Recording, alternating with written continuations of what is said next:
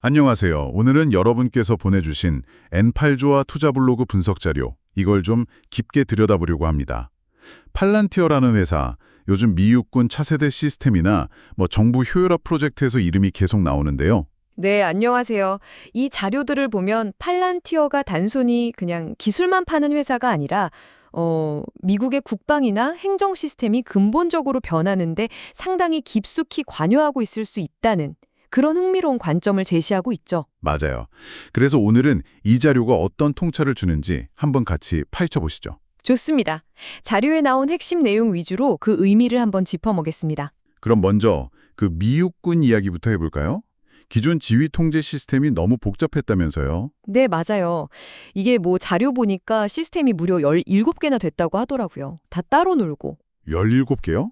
와, 그럼 데이터 공유 같은 건 거의 불가능했겠네요. 그렇죠. 그러니까 엄청 비효율적이었던 거죠. 그래서 이제 NGC2라고 차세대 지휘 통제 시스템 프로젝트를 시작한 건데요. NGC2요? 네. 랜디 조지 장군이 얘기한 것처럼 목표는 아주 명확해요.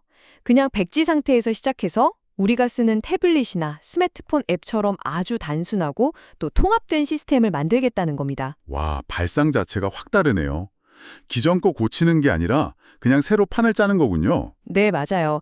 데이터 중심의 단일 플랫폼을 딱 만들어 놓고 그 위에 필요한 기능들을 앱처럼 올리겠다는 거죠. 오, 마치 앱스토어처럼요? 네, 비슷한 개념이죠. 그리고 여기에 엣지 컴퓨팅이라고 현장에서 바로 데이터를 처리하는 능력이라던가 아니면 스타링크 같은 위성망이나 5G 같은 상용 통신망을 막 복합적으로 활용하는 기술, 이런 최신 요구 사항들도 다 들어가 있어요. 결국 전장에서 더 빠르고 정확하게 판단하기 위한 거군요. 그렇죠. 신속하고 통합된 의사결정, 이게 핵심 목표입니다. 자, 그럼 여기서 이제 팔란티어가 등장하는 거죠. 이 자료를 보면 팔란티어가 NGC2 초기 단계, 그 프로젝트 컨버전스 같은 테스트 때부터 이미 참여해서 뭔가 핵심 역할을 하고 있다 이렇게 주장하던데요. 네, 그 메이븐 스마트 시스템이나 타겟 워크벤치 같은 팔란티어 기술들이 방금 말씀하신 그런 복잡한 데이터 통합이나 엣지 컴퓨팅 요구에 아주 잘 맞는다는 분석인 거죠. 그러니까 팔란티어의 그 강점, 서로 막 다른 종류의 방대한 데이터를 실시간으로 쫙 모아서 분석하는 능력. 이게 육군이 말한 17개 사일로 탈출에 딱 들어맞는다는 거네요. 네, 자료는 그렇게 보고 있어요. 근데 또 흥미로운 지점이 이 국방부의 계약 방식 자체도 엄청 바뀌고 있다는 거예요. 아, 그 SWP니 CSO니 하는 새로운 제도들 말씀이시죠? 그게 어떻게 다른 건데요? 예전에는 하나 개발하려면 몇 년씩 걸리고 되게 경직됐잖아요. 근데 이제는 SWP, 소프트웨어 패스웨이, CSO, Commercial Solutions Opening, OTA, Other Transaction Authority 이런 걸 통해서요. 일단 아이디어가 괜찮으면 1년 안에 시제품 만들어서 보여줘라. 괜찮으면 바로 계약한다. 이런 식이에요. 와, 엄청 빨라졌네요. 네, 훨씬 민첩하고 실용적으로 바뀐 거죠.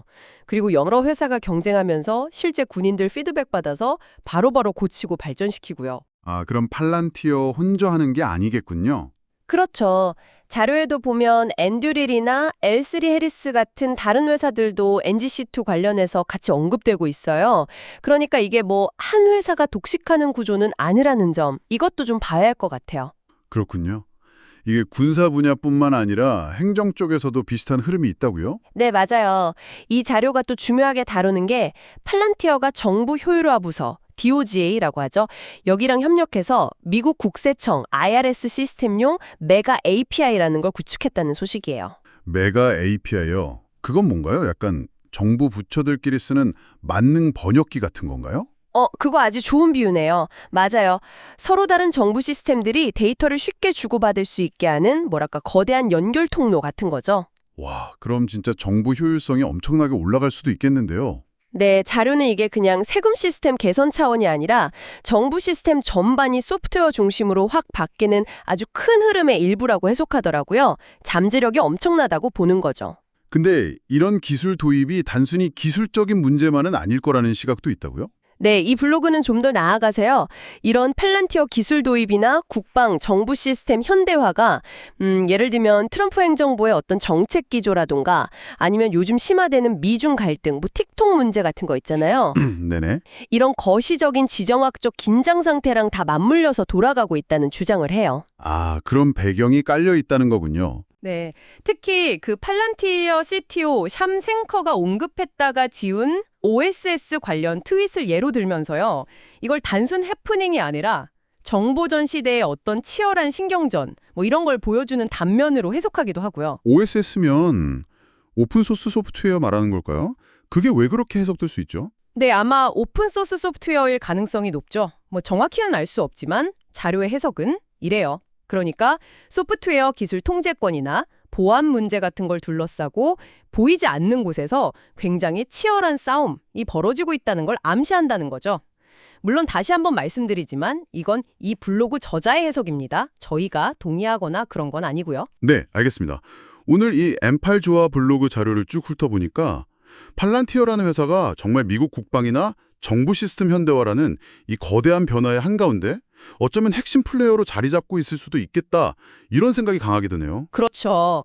NGC2나 도지와의 협력 같은 게 단순한 납품 계약을 넘어서 기술이 실제로 국가 시스템 운영 방식을 어떻게 근본적으로 바꾸고 있는지 보여주는 그런 사례가 될 수도 있을 것 같습니다. 네, 그리고 이 자료는 NGC2 같은 시스템이 빠르면 2026년, 2027년 이쯤에 꽤 광범위하게 배치될 수도 있다고 예측하면서 이걸 또 특정 지정학적 시나리오, 예를 들면 대만 문제 같은 것과 연결짓기도 하더라고요. 맞아요. 기술 발전 속도랑 이런 지정학적 변화의 타이밍이 과연 어떻게 딱 맞아 떨어질 것인가? 이 자료는 여러분께 그런 질문을 던져주는 것 같아요.